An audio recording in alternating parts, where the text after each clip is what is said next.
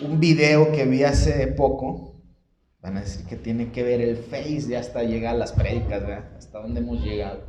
Pero hace un tiempo estaba ahí perdiendo el tiempo en el Face y vi un video que me dio mucha risa, y a Sandy también. Este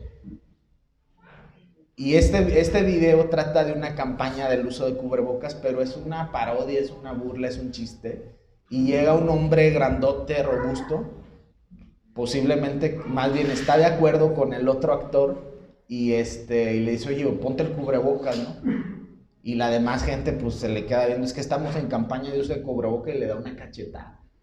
Y su compa se lo pone, y los demás, los que están alrededor, que no son actores, rápido se acomodan bien el cubreboca. Pero si no lo has visto, ¿por qué no lo vemos? ¿Sale? Para que no extrañen el Face, igual que yo. ¡Póntelo! ¡Córrelo, millón! Pues póntelo. ¿Pero por qué? Póntelo, por favor. Bueno, estamos en campaña del uso correcto del cubrebocas. Veo que lo tiene así. Pues póntelo. Póntelo. ¿Qué va a batallar con ustedes, de veras? Oye, estamos en campaña del uso correcto del cubrebocas. Sí, o sea, te burlas. ¿Por qué a lo mejor no te lo pones? Ya, te la bañas. Hey, compadre, estamos en el uso correcto del cubrebocas. ¿Y por qué no te lo pones? Puedes tener puesto.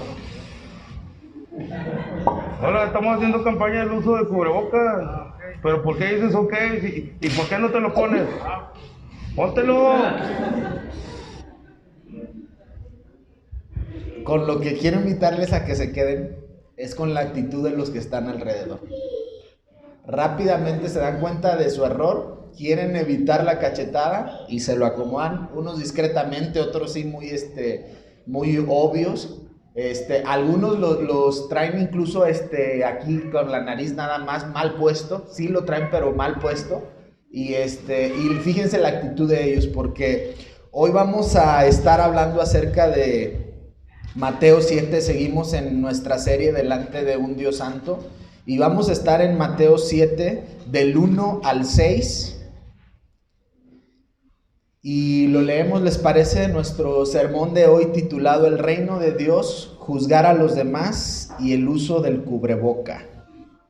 Parte de nuestra serie Delante de un Dios Santo.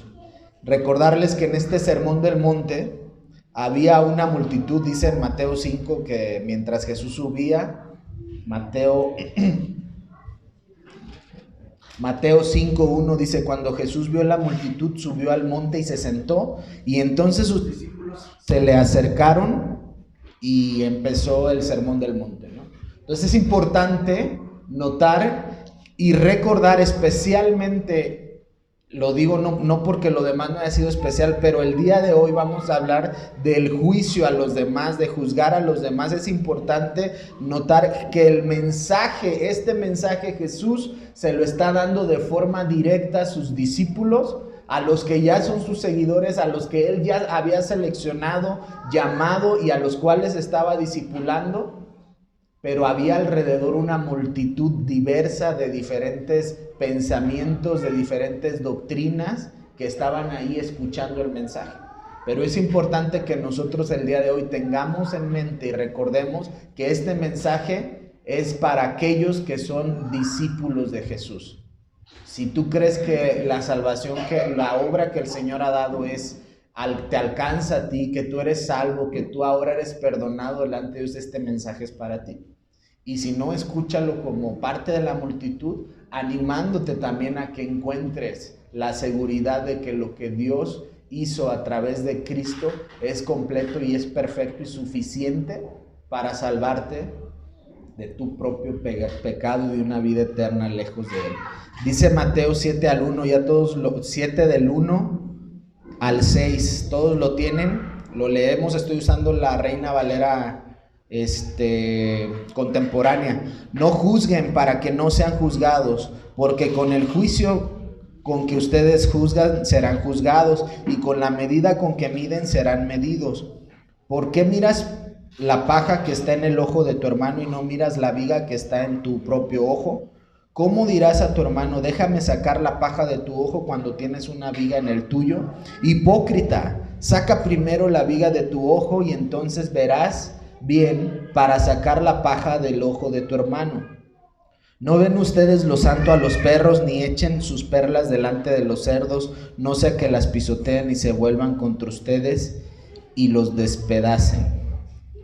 Oramos. Señor, danos sabiduría, danos entendimiento para poder comprender tus palabras que son profundas, son sabiduría, Señor.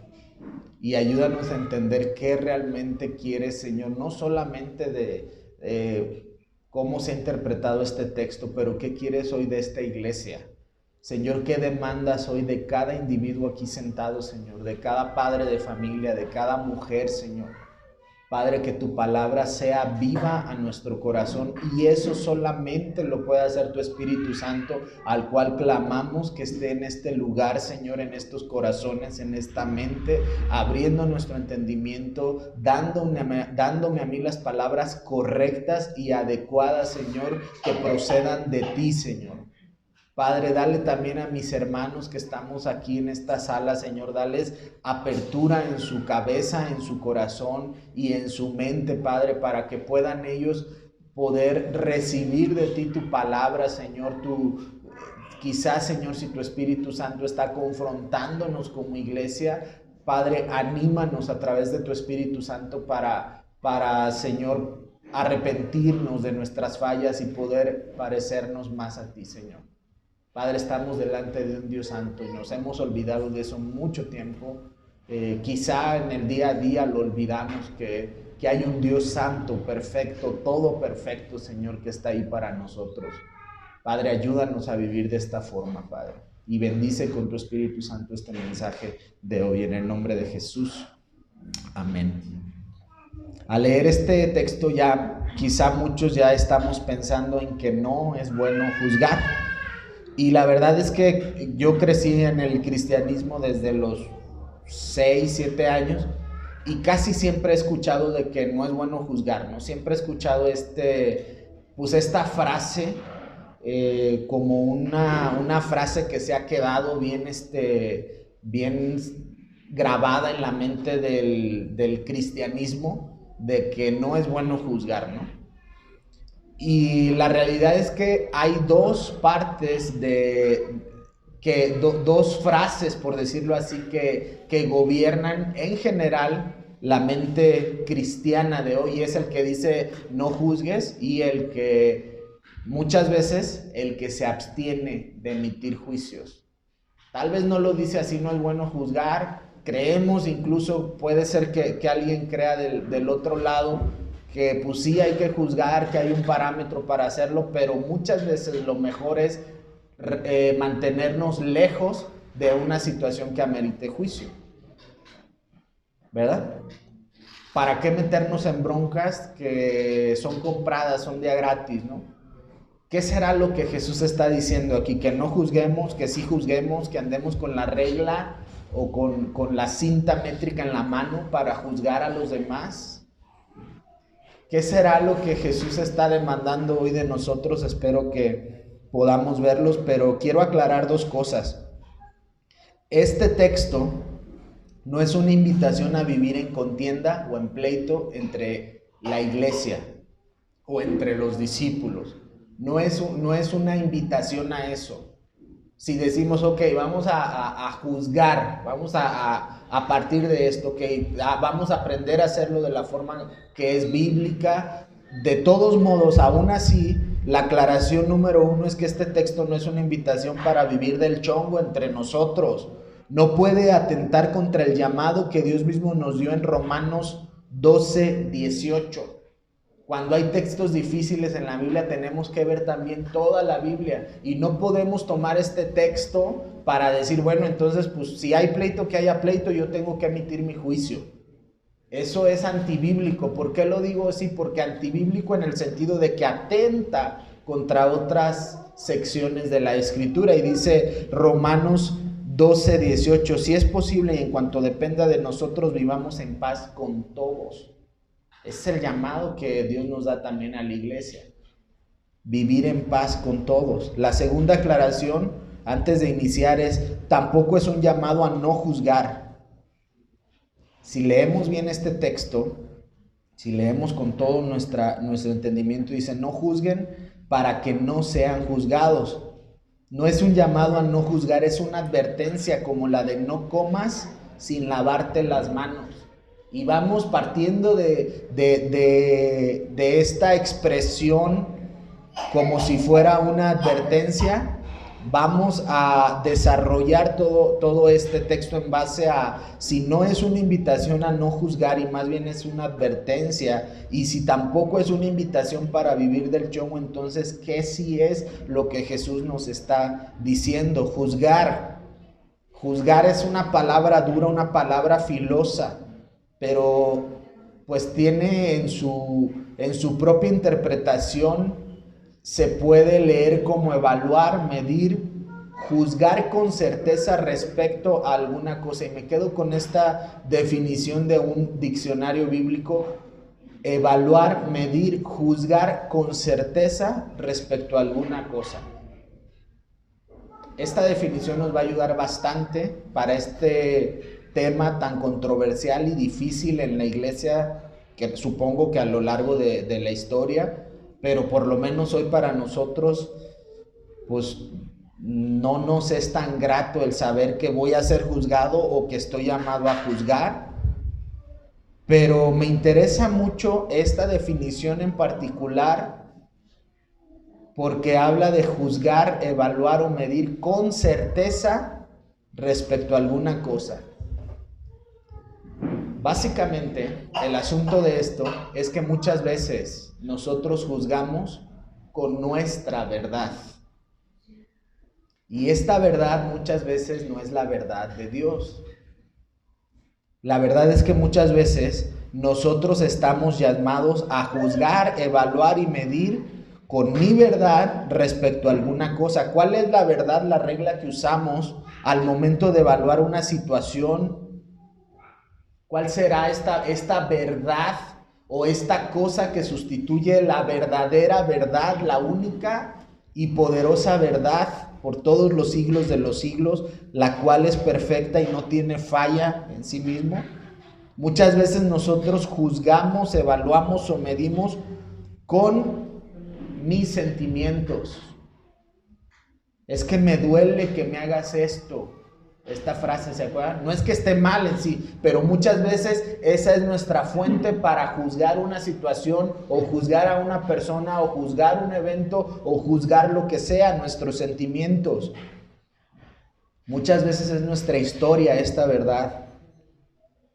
Alguien más ya me hizo lo mismo y terminó alejándose de mí para siempre. Por ejemplo, una frase que puede entonarse cuando tomamos nuestra propia historia como esta verdad. Y la otra es nuestro contexto. Y tengo un ejemplo bien fácil, pero muchas veces es cómo los gringos europeos no pueden comer chile, no pueden comer picante. ¿A qué les sabe? ¿No? Ahí estamos juzgando en base a nuestro contexto. Mi contexto mexicano es: yo no como si no hay tortilla y salsa o tortilla y un chile verde para morderle, ¿verdad? Y muchas veces el contexto en el que vivimos nos hace juzgar a otros por cosas tan simples como el cómo pueden comer, como si fuera algo incorrecto si no hay picante en la mesa. Estas son al menos tres ejemplos que pueden usurpar la verdad. Pero ¿cuál es la verdad? Dice la definición que tenemos de juzgar es evaluar, medir, juzgar con certeza respecto a alguna cosa. Juzgar con certeza. Apunta eso si estás anotando, juzgar con certeza, porque esta palabra certeza, dice Juan 17, cuando Jesús estaba orando antes de ser entregado, dice: santifícalos en tu verdad, tu palabra es la verdad. Toda la certeza, toda la verdad es la palabra del Señor, es la escritura misma.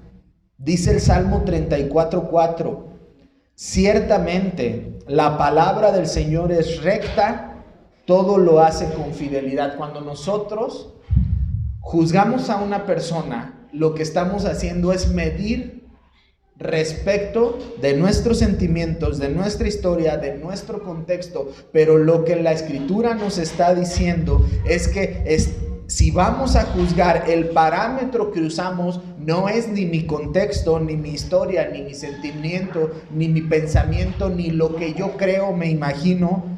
Lo que nos está diciendo aquí es que la única regla perfecta que no falla para este asunto tan delicado es la Escritura. Esta es la regla, dice este Salmo, el Salmo 33:4. Ciertamente la palabra del Señor es recta, todo lo hace con fidelidad. Si nosotros estamos tomando mi historia, mi contexto o mis sentimientos, estamos usurpando la verdadera regla que es la palabra de Dios. Es la palabra de Dios la correcta medida, la correcta regla sobre la cual debemos evaluar cualquier situación o persona. ¿Y cuál es la razón para hacer esto? ¿Cuál es la razón para evaluar respecto a la Biblia cualquier situación, cualquier cosa que escuchas en un momento como este, una amistad, cualquier situación que querramos evaluar? Es a través de la Escritura cuando vamos a obtener certeza de lo que realmente estoy evaluando. ¿Y cuál es el propósito de esto? Y creo que aquí es donde se centra gran parte del mensaje. La razón para hacer esto es empujar más a mi hermano a una vida santa. Nuestra serie se llama Delante de un Dios Santo. Y me llama la atención cómo estos cuates del video, las personas que están alrededor ven el error de la persona que trae el cubreboca abajo, y al ver su error recuerdan que ellos mismos traen un error en su cara y se lo reacomodan. Por eso la razón de quererles mostrar este video, porque lo que nos está diciendo aquí el Señor Jesús en el versículo 3 y 4, dos preguntas con un solo enfoque. ¿Por qué miras la paja que está en el ojo de tu hermano y no miras la viga que está en tu propio ojo? Primer pregunta. Segunda pregunta, ¿cómo dirás a tu hermano, déjame sacar la paja de tu ojo cuando tienes una viga en el tuyo? Dos preguntas y un enfoque, y el enfoque nos lo da el versículo 5, que dice: hipócrita, saca primero la viga de tu propio ojo y entonces verás bien para sacar la paja del ojo de tu hermano. Dos preguntas. ¿Por qué miras la paja que está en el ojo de tu hermano? Y la segunda pregunta, ¿cómo le dirás, déjame sacar la paja de tu ojo cuando tienes una viga en el tuyo? ¿Cómo puedes ver? En otras versiones dice una motita en el ojo de tu hermano, cuando aquí traes un leño o una viga en tu propio ojo. Son dos preguntas que Jesús está lanzando, pero el enfoque, versículo 5, Jesús contestando como a esta misma persona que está con una viga en su ojo y queriendo sacar la basurita del ojo de su hermano. Jesús contesta y dice: esa persona es un hipócrita, saca primero la viga de tu propio ojo y entonces verás bien para sacar la paja del ojo de tu hermano. Dos preguntas y un solo enfoque. Básicamente lo que Jesús está mostrándonos aquí, fíjate bien lo que les voy a compartir, es que ver los errores de otro me debe apuntar a la necesidad que tanto mi hermano como yo tenemos de un Salvador. Ese es el asunto, de que en el reino de Dios, recuerda que, y vamos a retirar un poquito la vista de este texto, pero en el Sermón del Monte, si lo vemos un poquito todo el Sermón del Monte, Jesús lo que está diciendo es: ha llegado un nuevo rey que va a durar para siempre, y en este nuevo reino las cosas son así.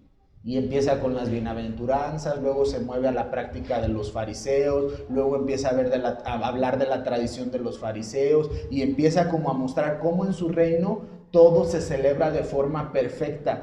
Y el juzgar a otros no es la excepción. Jesús realmente está diciendo aquí el motivo. Cuando tú juzgas a otro y ves que tu hermano está en un error, esto lo que debe hacer, como en el video, es recordarte a ti mismo la necesidad que tú tienes de un Salvador.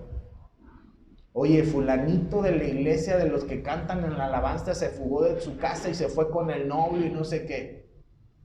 Pues qué mal, vamos a hablar de ellos y a murmurar, pero nadie se atreve a ir con el hermanito, hermanita que cometió este error. ¿Cuál será el error que el resto de la iglesia estamos cometiendo? ¿Cómo se llamará este pecado?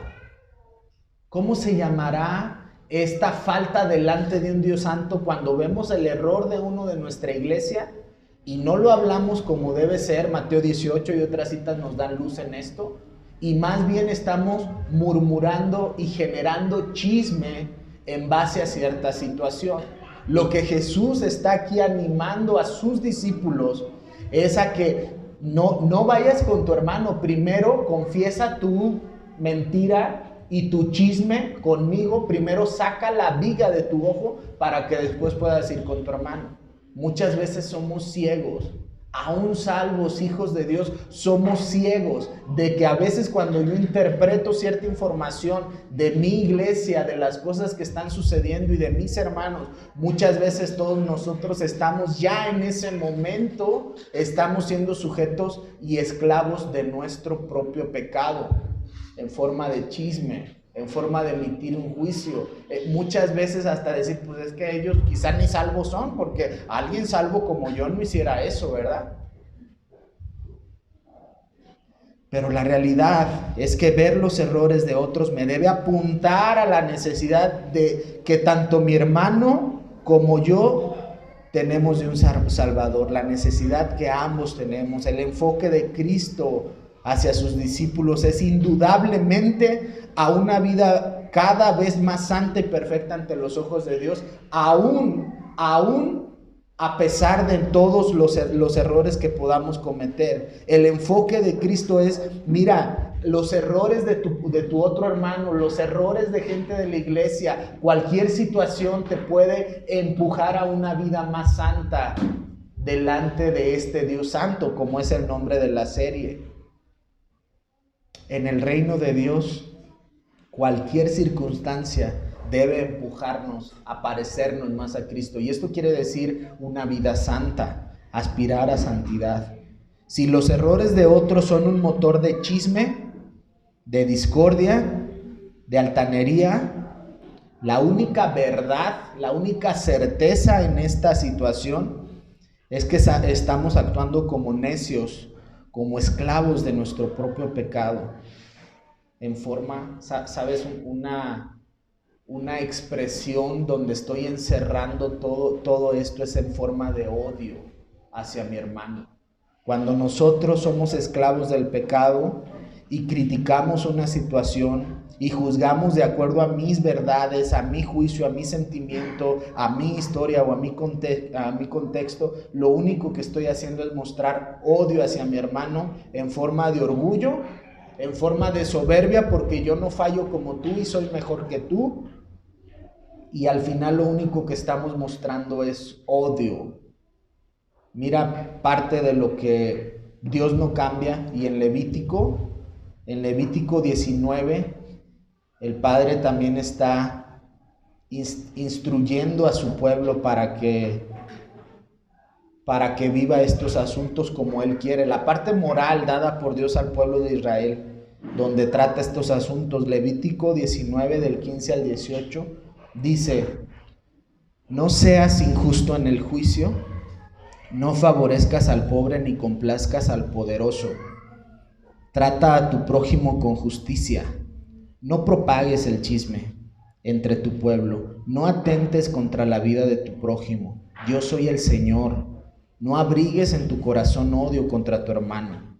Razona con tu prójimo para que no te haga cómplice de tu pecado. No te avergüences ni guardes rencor contra los hijos de tu pueblo. Ama a tu prójimo como a ti mismo. Yo soy el Señor. Dice aquí: no propagues el chisme entre tu pueblo, no seas injusto en el juicio. Razona con tu prójimo para que no te hagas cómplice de su pecado. Y te quiero compartir un extracto de un libro que se llama Un llamado peligroso, de Paul Tripp, al respecto de estas situaciones delicadas entre discípulos, entre hermanos, donde estamos quizá juzgando en base a ciertas verdades que no son la verdad de Dios, la verdad bíblica. Dice Paul Tripp, el ministerio personal se trata de saber siempre qué decir. El ministerio personal es conectar a las personas con Cristo para que sean capaces de pensar como Él quiere que piensen, deseen lo que Él dice que es mejor y hagan lo que Él les pide que hagan, aunque sus circunstancias nunca se arreglen. Las personas necesitan comprender quiénes son, quién es Dios y lo que Él está haciendo en sus vidas. Este ministerio prospera cuando una buena exégesis, es decir, una interpretación de la Biblia, nos conduce a una exégesis correcta de la vida de la persona. Lo que Jesús también nos muestra en el Sermón del Monte, en Mateo 7, es una advertencia: no juzgues para que no seas juzgado. Primero purifícate con esta verdad. Deja de lado chismes, deja de lado criterios propios, deja de lado tu contexto, deja de lado tus sentimientos. Sométete a la Escritura y entonces podremos emitir un buen juicio. Y si esto lo entrelazamos con esta cita en Levítico, vamos a amar a nuestro hermano, porque dice aquí: no abrigues en tu corazón odio contra tu hermano. Una forma de amar a nuestro hermano es acercarnos con la conciencia limpia y con la regla, la medición, la escritura bien entendida para tratar cualquier situación que así lo requiera. El asunto del juzgar a los demás es que en el reino de Dios, su palabra, la palabra de Dios, es la regla y autoridad sobre la cual emitimos un juicio. Cualquier otra cosa es algo que usurpa, y el usurpador, el padre de la mentira, es uno, y es Satanás, y está derrotado. Por eso debemos tener mucho cuidado con este asunto. Por eso como hijos, como discípulos, como seguidores de Cristo, a quienes en primera instancia Jesús le dio este mensaje, hoy a nosotros vamos a someternos a esta escritura en cualquier situación, incluso las complicadas, porque si no estaríamos usurpando lo que yo creo, lo que yo pienso, lo que yo siento, mi contexto y mi historia estarían usurpando la verdadera certeza y verdad, que es la Escritura, la única fuente de verdad. Los errores, pecados o situaciones de otros me apuntan a la necesidad de un Salvador sobre mis propios errores, mis propios pecados y mis propias necesidades. Y el asunto de animarnos mutuamente con la Escritura, hablarnos el Evangelio y buscar la reconciliación con Cristo. Este es el asunto del juzgar a los demás.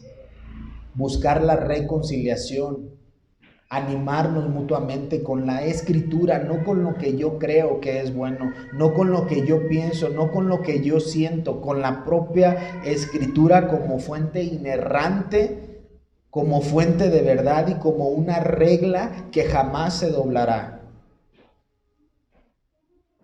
Buscamos la reconciliación con Cristo. Los discípulos de Jesús buscan la reconciliación con Cristo y aspiran a una vida santa. Esto es mantener una vida que refleje con nuestras acciones el Dios en el que creemos.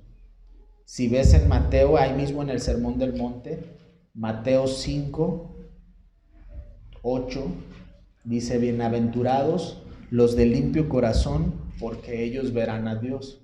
Jesús continúa su Sermón del Monte y entra al tema de juzgar a los demás y parece que desarrolla un poco esta bienaventuranza. Bienaventurados los de limpio corazón. Parece que Jesús está diciendo a sus discípulos: primero ven y purifícate delante de mí, delante de un Dios santo, para que puedas poder ayudar a otros, empujar a otros, animar a otros a que se parezcan más a mí, más a Cristo, no más a lo que yo quiero ver en las otras personas.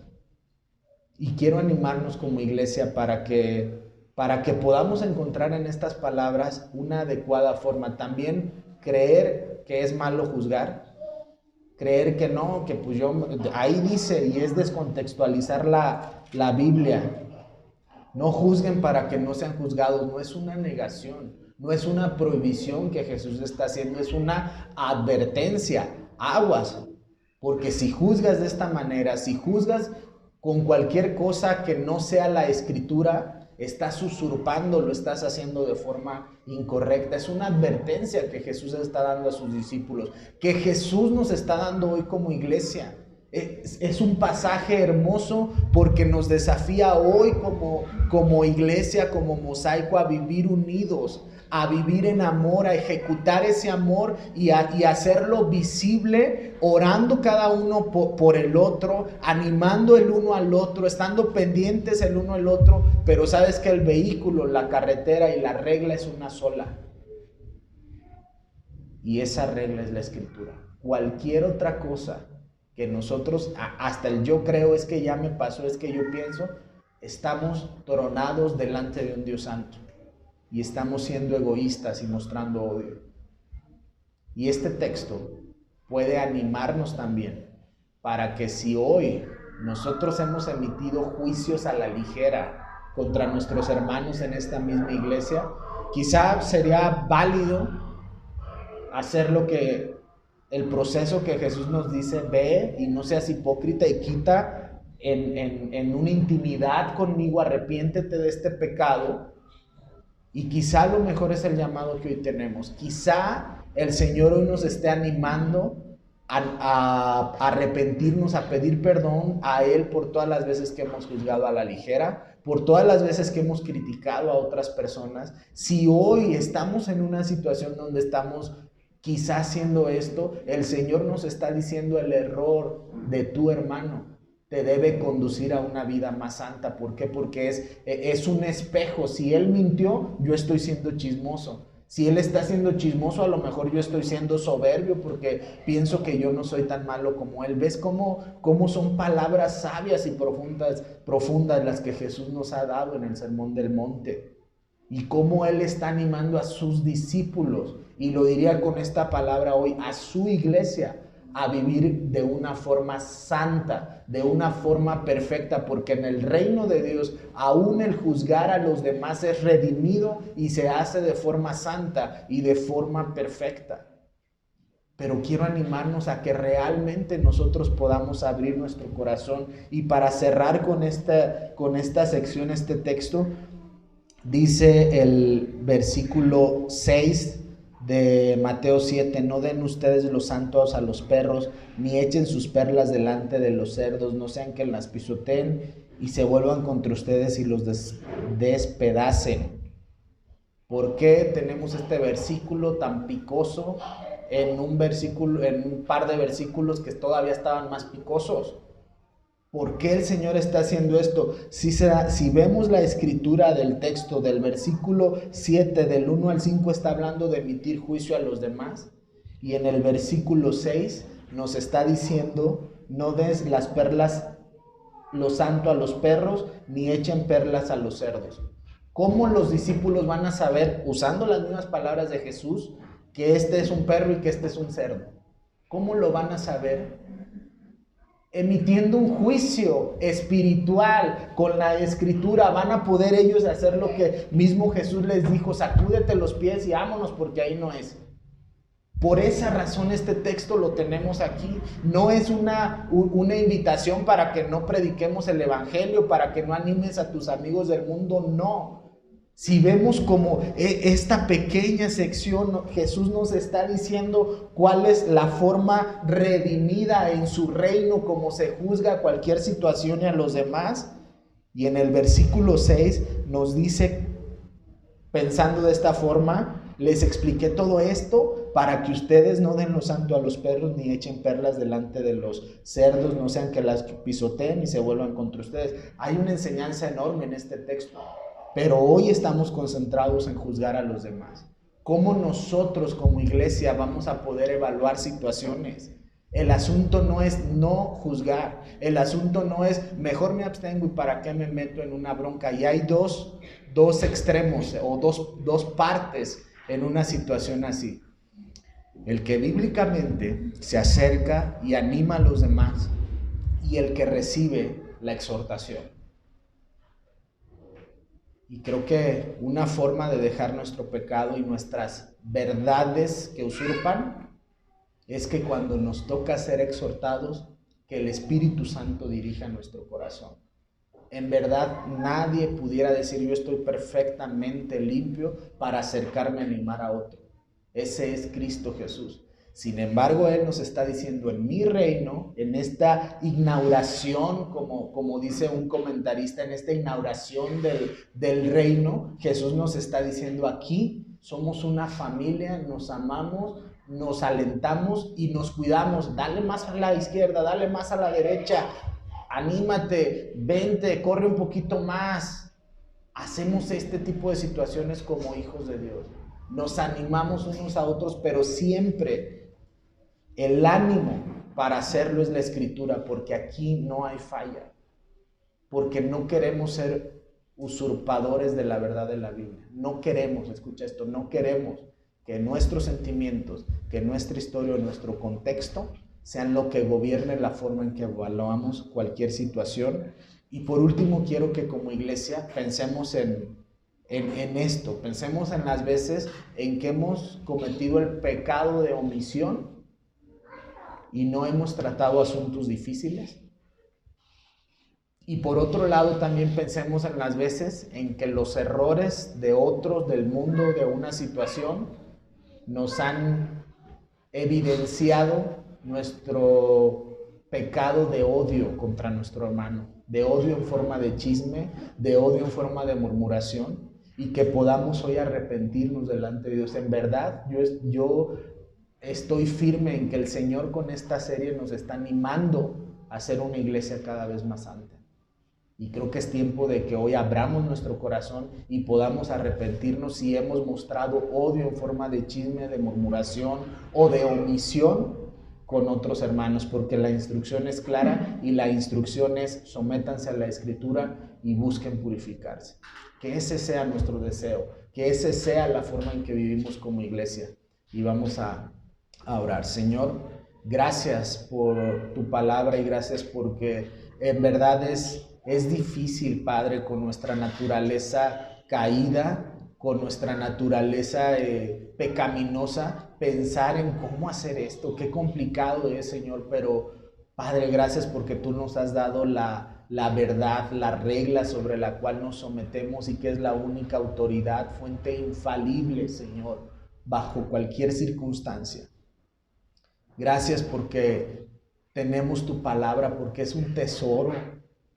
Porque, Señor, es la forma, Padre, en que podemos conocer tu santidad, tu perfección, Dios, y ayúdanos como iglesia a atesorar tu Escritura realmente, Señor, como un tesoro, como Dios, esta fuente de autoridad de verdad, y que podamos, Señor, ser tocados por ella en situaciones donde estamos propensos o estamos en riesgo o ya hemos caído en pecado, viéndose como chisme, como odio, como murmuración o como omisión, Señor. Anímanos como iglesia, Señor, anima a los miembros de esta iglesia, Padre, para que podamos vivir transparentemente en tu reino, para que podamos, Señor, aún aprovechar los errores de otros hermanos para ser empujados a santidad, Señor, a vivir más como tú, Padre. Que realmente sea nuestra aspiración, Señor, vivir cada día pareciéndonos más a ti, Señor.